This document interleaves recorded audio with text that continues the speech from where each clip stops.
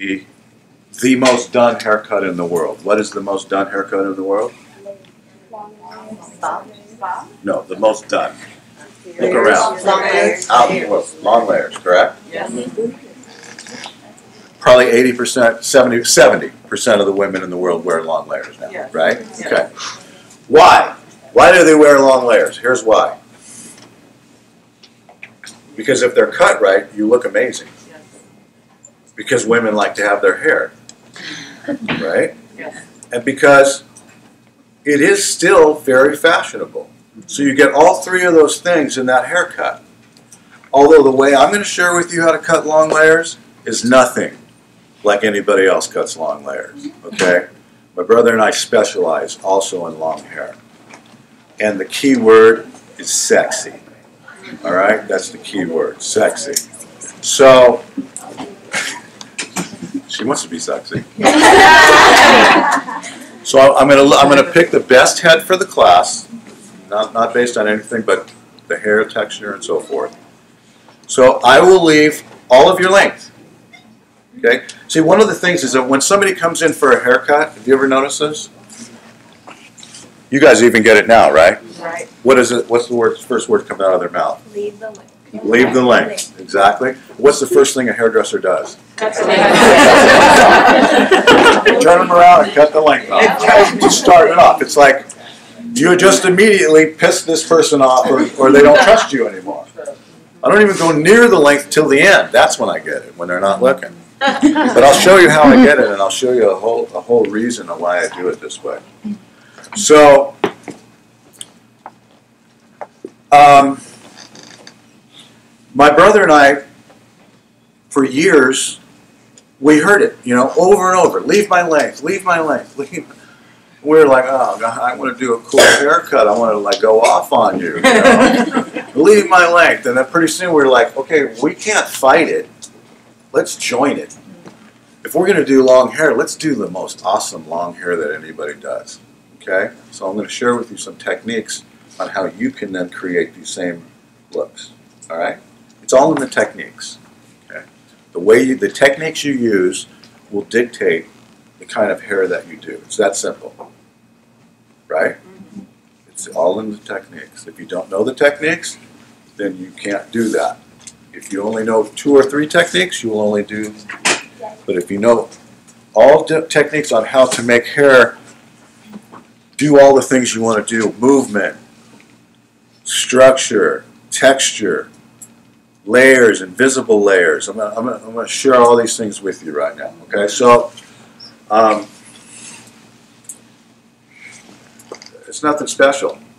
Okay, but what I'm going to try to share with you is not just the way I'm cutting the hair, but the mindset behind it. Like the philosophies, in other words, the theories behind it.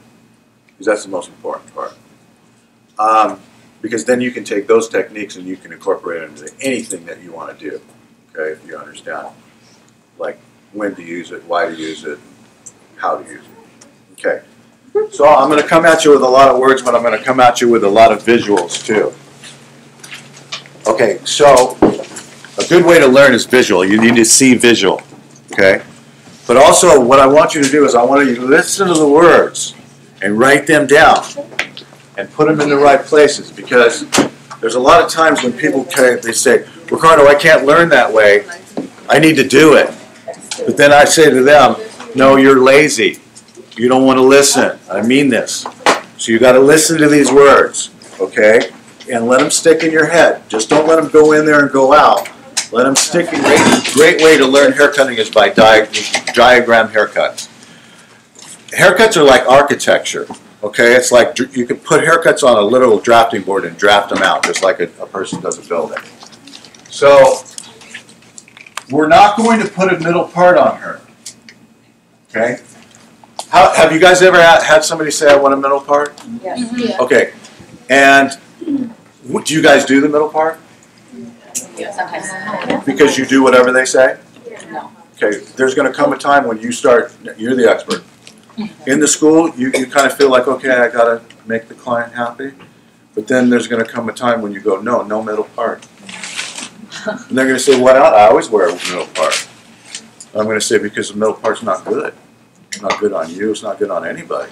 And here's the reason. Here's the reason. You guys know who Heidi Klum is? The famous model. One time I was doing her hair for a shoot, and I said, Heidi, where would you like your hair parted? And she said, like it parted in the middle. And I said, Heidi, you're not even fine enough to wear your hair in the middle. Oh my God. Wow. Here's why. A middle part, what does that do? What does it do? You. Go ahead, I know you know. It's not symmetrical. Bang! It's not symmetrical. How many hours you got? Like 120. Are you going to be a kick-ass hairdresser? Oh. I think you are. I think you are. I got a feeling about you. All right, so it's a graph right down the middle of your face. And what it says to the person looking at you doesn't say it exactly, but what it says is, go ahead, measure the symmetry of my face. I just got to put a graph down here for you so you can check it out. And there's no people that have perfect faces, right? So therefore, what you're going to do is you're going to expose like a weakness in your face. And what good hairdressing is about is not the length that you cut off. It's what you expose and what you hide. That's what a good haircut is all about, okay? So it goes on each individual person's face and head shape. And as you go on, you're going to learn faces and head shapes. You won't even know you're learning them. You'll just know, okay, I know this is going to look good on you and here's why. You'll get an eye going, okay? Some people are very scientific about it, but then there's other people who, they don't even pay attention to the science. They just know what's going to look good, you know? And so, I never do middle parts. I'll talk anybody that I know out of a middle part, okay? Now, here's another horrible length, right here. Hi, do I have a fat face? You do now. Right? You can't see below this, but I got a round face, okay? Get rid of that shit. Nothing goes at the chin when I do it. Nothing goes at the chin ever. Okay, so I'm going to put her layers somewhere in through here. Not here. We don't want to bang. Not here, because I don't want it there, because that's going to expose some bad things on her face. I want it to come across the face. I want it to cut through the face. And the reason is because it's going to break the face. And you guys are awesome, by the way. Thank you for paying attention. And have you ever met a girl who knows how to dress for her body? Yes. You know what I'm saying? Have you ever met girls who don't know how to dress for their body? Yes. Okay. Same kind of thing. Okay. If you got something awesome, play it up. If you got something that's not so often, make it invisible. Same with hair. Okay. On facial features. One thing about guys, maybe even girls, I don't know, I'm not a girl, but one thing about guys is that when we see a girl and they're dressed correctly, in other words, they know how to dress for their body, they always look amazing to us. Because if we can't see their butt, we're just going to imagine how their butt we want it to be. Do you follow me? I'm being dead serious right now. So it's the same with hair. If you can't see it, you're going to just imagine it how you want it to be. If you can't see it, it's not going to stand out. So I'm going to cut through her face with the layers. Not down here. Once a layer goes past the chin, there's no reason to even have the layer. See what I'm saying? Because the layer frames the face. So if it's beyond the face, there's no reason. Okay? So it's got to come through the face. What I do, if somebody has awesome eyes, I'm going to somewhat come through their eyes because I want to frame those eyes. It's a great asset of theirs. I want to show it. If they have awesome lips, boom, I'll put them at their lips, you know, big juicy ones. But nothing past the chin. Because once it goes past the chin, it starts going down. Everybody goes down. Okay? All right. So we're not going to part in the middle. We're going to do a side part. So side part. We're going to put air into this haircut. We're going to put space into it. We're going to open it up. We're going to put texture into it. It's not going to be heavy. You're going to see all the lines. We're going to aerate it. Number 3 is called slide.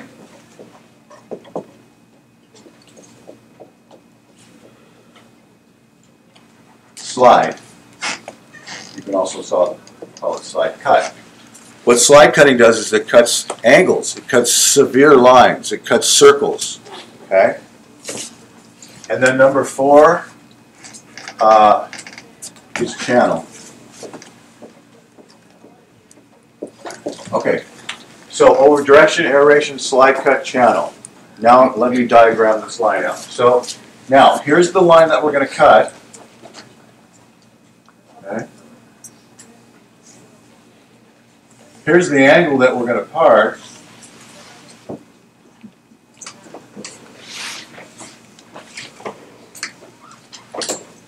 See how they're the same? That angle and this angle, right? So what you're going to do is your first, matter of fact, get this in your head because you're going to be doing this. One of the haircuts that we're going to do in this class I'm talking about is going to be this haircut. Okay. So it forms a triangle. See that?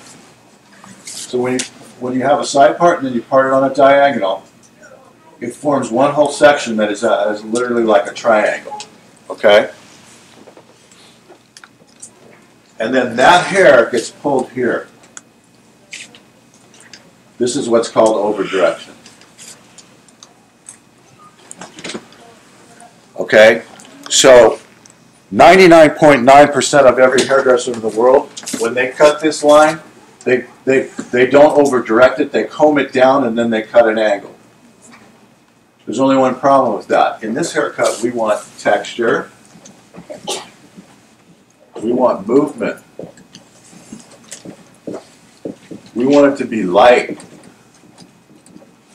And the most important thing is we want these layers to create invisible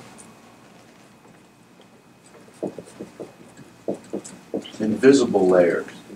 In other words, it's layered. It's all layered, but you can't see the lines. It's got so much movement and it's coming from so many different places that you cannot see the lines. They're in there, but you can't see them. They're invisible. When you can do this kind of hair cutting, you can charge any amount that you want. Any amount. Because this is what people are looking for. They'll go to 10 hairdressers before, and it's very hard to find, believe me. Okay, so now, as the hair, where I need the hair to be layered is where I pull it over the farthest. The farther I pull this hair over, the softer it will fall. Write that down. The farther I pull this hair away from its base, look up, just stop you guys and look here. Here's its base, okay? This is where gravity wants to take it. The farther I pull it away from, like if I go here, that's not as far as here, correct? The farther I pull the hair to be cut from its base, the more movement it has when it comes back. So if you like side sweep, this is how you get side sweep. But in this haircut, I don't want all the hair in the bottom of the hair here to be layered. She doesn't want like 4 hairs hanging here all along. She wants this thick, so it's got movement. So that means by the time I get down to her length, look. You follow me? See? The over direction subsides. And all of you guys that are in level 1, that's not an excuse. You're cutting hair. You're going to join this class.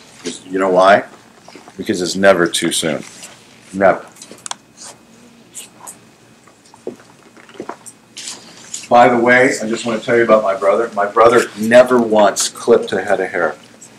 Never. I wouldn't let him do it. So from the second he picked up hair, I didn't let him have any crutches. I was like, dude, you're not going to clip it. You're going to learn how to work with hair, no clips.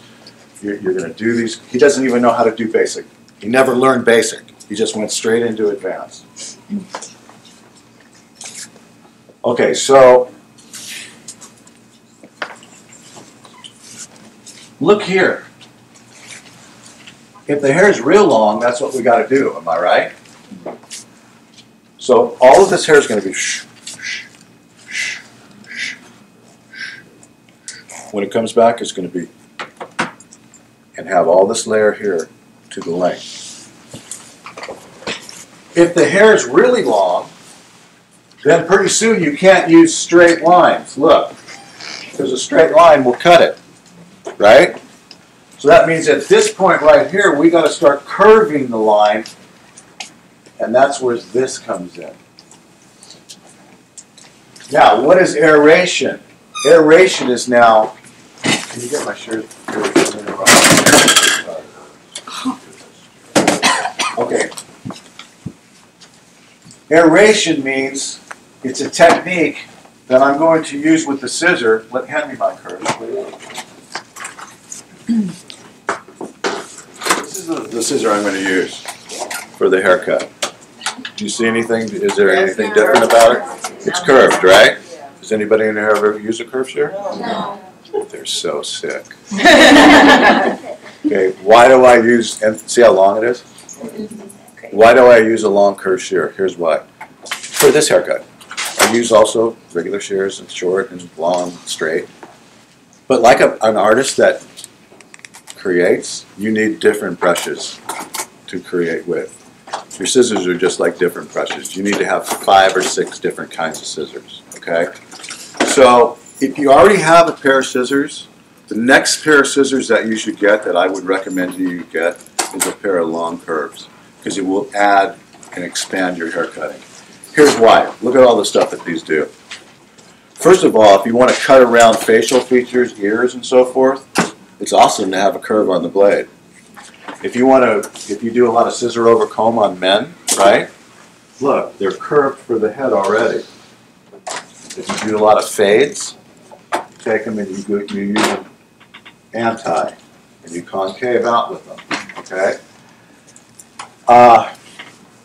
But the best, they do all that, but the best thing that they do is this technique right here. It's called aeration. Here's what it is. I hold the hair out, and I don't slide my fingers to the ends. Because what I'm going to do is now I'm going to cut texture. I'm going to cut texture into the ends this way. For you guys, it's not point cutting, okay? Because what point cutting is literally when you come in and you point cut. And you're creating the notch. You want to see the notch. Remember, these are invisible layers. So the way you make the layers invisible is that you have to go into the hair parallel to the way that you're cutting into the hair. So if the hair's coming out this way, you have to go in straight into the hair. No angle. Straight in. And so if you go straight in, see with a short pair of scissors,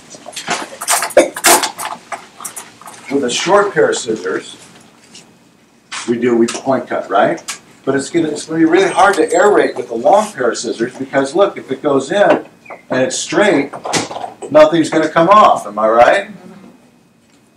We need this blade to be on an angle, correct? Like this. The only problem is when you do this, then you create a notch. So it's now visible. So with this scissor, you go in parallel and look, the scissor turns for you. So every single line is. And so we're going to have texture that looks like this. It's not going to be, it's going to be, you guys follow me? Yes. Okay. That's the texture we're looking for in the ends. And that's what I'm saying. That's the texture that everybody's looking for, all these ladies, and they can't find people to do it. And the reason is because they don't have these and they don't know how to cut like that. I'll brush her out. Okay. She left already. Did she brush it out already? No, she'll Oh, brush she it. left it. Okay. So, here we go. Channel. Movement.